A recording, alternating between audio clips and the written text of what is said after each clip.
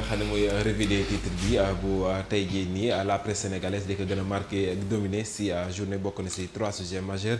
mi ngi ci galaxy.sn.com di la censure partielle par le conseil constitutionnel bu loi portant création si conseil national de régulation des médias waaye tamit visite bu président bu CAF di Patrick Motsepe nga xam ni si contexte de crise post-CAN ak décision patronat de la presse de saisir l'OFNAC et les tribunaux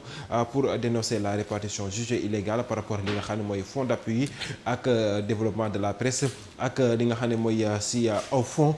grève des transporteurs qui s'éternise la marche des syndicats des travailleurs bokk na ci li gën a fës li nga xam ni mooy la une des journaux ñu koy am sur www.galaxysn.com.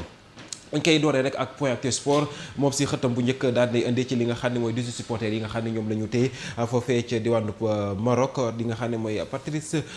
Motsepe évoque un dossier sensible et diplomatique moom it di njiital CAF si visite bi nga xam ne amal na fi daan lay àddu ci li nga xam ni mooy 18 supporters sénégalais yi nga xam daan nañuy téye foofu waaye ba tey si boobu lépp yéene kaay ba tey si Ligue des champions FC Barcelone condamné à l'exploit contre l'Atlético de Madrid.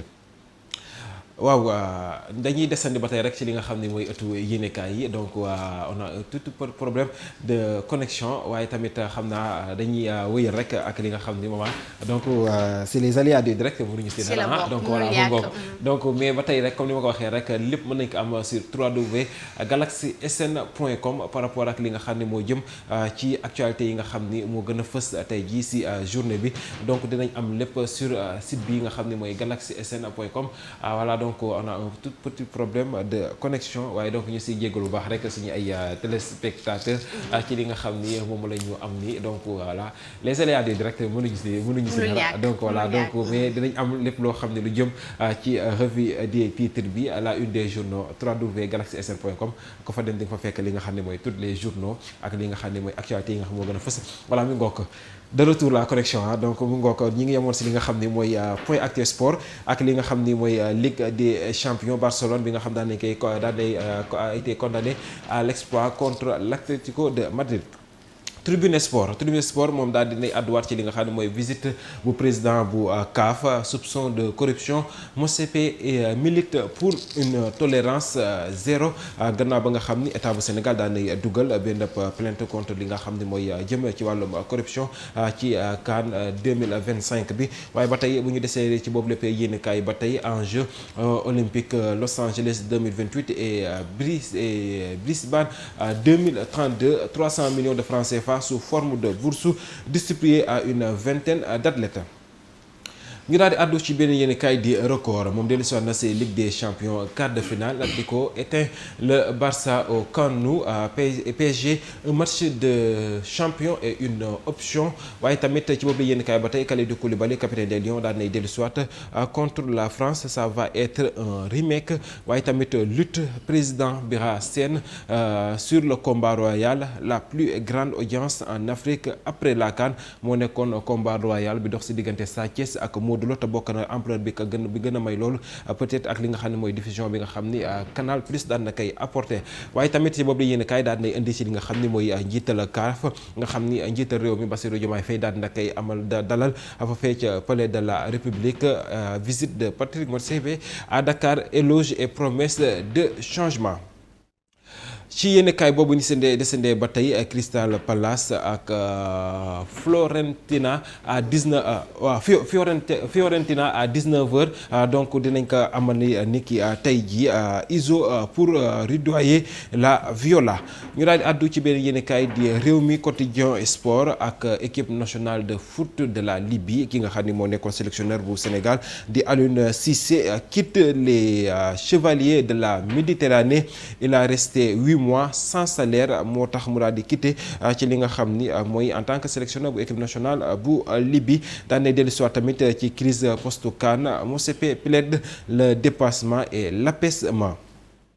réew mi quotidien si la ñu àddu génn ci cadre sport daal di dugg ci li nga xam ni moo soxal wàllum actualité biir réew mi ak li nga xam ni mooy Alioune Sall di ministre de la communication ak des télécoms nga xam ni jamono ji mi ngi ci guddi yu bërsëtagul ndax gannaaw ba nga xam ni loi ba ñu voté woon sa assemblée li nga xam ni mooy conseil constitutionnel daan na si amal daan na koy am yoo xam ni daan na koy teggi ak beneen plainte boo xam ni daan nañ koy teg si ndordam gannaaw ba mu fësalee rapport bi nga xam ni ci aide yi nga xam ni ñu ngi koy jox li nga xam ni mooy presse bi ñenn ñu si bëri jàpp ne séddale bukkeek mbaam la ba ñoo xam ni daal di jël ab plainte teg ci ndordam ci moom mi di Alioune Sall foofee ca diwaanu OFNAC. Sud Quotidien moom daal nay dellusiwaat ci boobu li ma wax léegi nii rek mooy création du conseil national de régulation des médias, réforme validée sous haute surveillance. Le conseil constitutionnel censure partiellement li nga xam ne mooy loi bi nga xam ni voté woon nañ ko foofee ci assemblée nationale ngir gën a tënkaat li nga xam ni moo jëm ci wàllum média yi waaye tamit distribution bu fonds d'appui de la presse de 2025. CDEPS pointe du doigt les griefs procéduraux du ministre Alioune Sall. ci noonu rek la ñuy wëyandee li nga xam ni mooy yéenekaay yi ba ci le journal bi di Le Soleil ak gestion des autoroutes et gouvernance des transports terrestres, les grands axes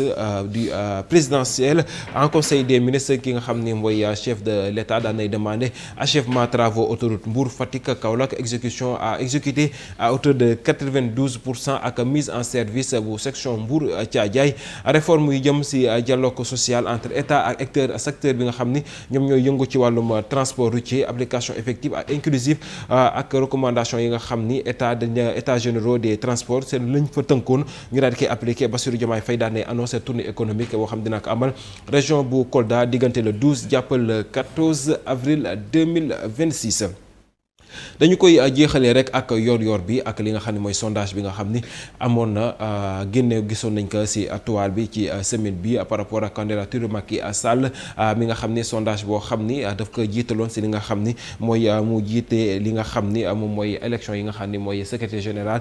bu ONU Holding Price Limited nga xam ni mooy cabinet fantôme bi nga xam ni moom moo jéem a manipuler li nga xam ne mooy opinion bi bu ñu sukkandikoo ci yéenekaay bi di yor-yor bi daan na ci indi ay leeral ci xibaar boobee nga xam ni moom moo jiital Macky Sall ci sondage yi foofee ci secrétariat bu Nations Unies. maman mi ngoog loolu daal lañ mën a tënk ci li nga xam ni moo gën a fës ci li nga xam ni mooy actualité bu tey bi bokk ci une des journaux mu nekk ci site bi www.galaxysn.com. Talla Anne ñu ngi lay jaajëfal bu baax comme ni mu ko waxee rek mën ngeen dugg ci site bi di galaxysn.com lépp loo xamante ne ni information la incha allah di ngeen ko fa fekk ngeen di faral di ko actualiser ngir rek ngeen di mën a am des informations à temps réel.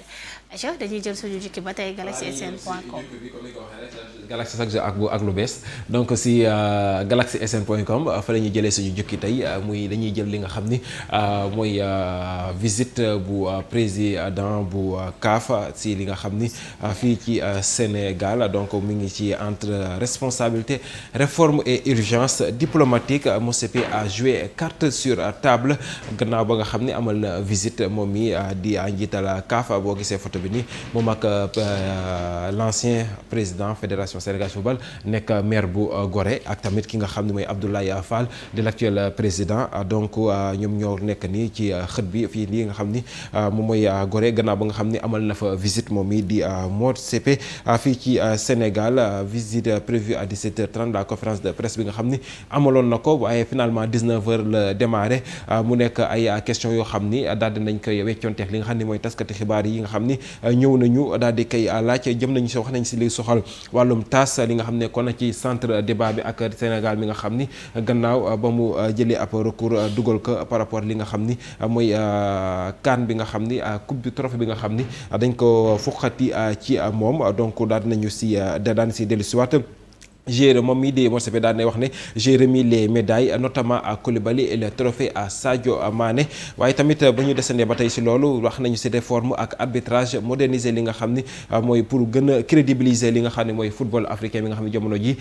si 3 la mondial bi jur na ay coow lool gannaaw li nga xam ne mooy CAN bu Maroc bi waaye tamit si corruption la corruption est pire que le cancer di ay kàddu li nga xam ni mooy MOSEPI si conférence de presse bi nga xam ni amal na ko ci li nga xam ni mooy fii ci Sénégal si dossier épineux bi nga xam ni ci wàllum corruption MOTSP a été sans détour loolu yëpp mi ngi si galaxysn.com. restaurer la crédibilité du football africain ni ma ko waxee sànq rek jamono ji nga xam ni daal dinay jur coow lool si li xew ci CAN 2025 foofee si diwaanu Maroc. Entre aveux, promesses et réformes, le message de MOTSP était clair. Nous sommes déterminés à redonner au football africain toute sa crédibilité dans le respect des peuples africains qui nous font confiance au sein de la CAF. Nous veillerons à ce que tous les pays soient traités avec équité, dignité et respect. mu ngoog mama daal loolu daal la ñu mën a gis li nga xam ne moo nekk tey jii moom la ñu mën a waxtaanee suñu jukk bi